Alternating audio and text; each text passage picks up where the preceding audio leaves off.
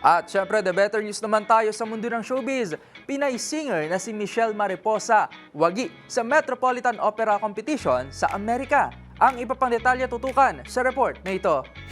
Hashtag Pinoy Pride. Isang Filipino-Chinese mezzo-opera singer ang nagwagi sa nagdaang Metropolitan Opera Lafon Competition.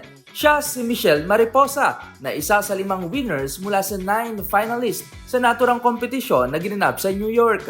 Bago nasungkit ang top prize, hindi rin biro ang mga hinarap ng 30-year-old singer mula district, regionals, semifinals hanggang final round.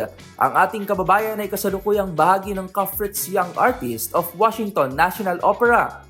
Bago nanirahan sa Estados Unidos, nanalo rin ito sa National Music Competition for Young Artists noong taong 2019. 2 beses siyang nagtapos bilang summa cum laude sa University of the Philippines, Diliman.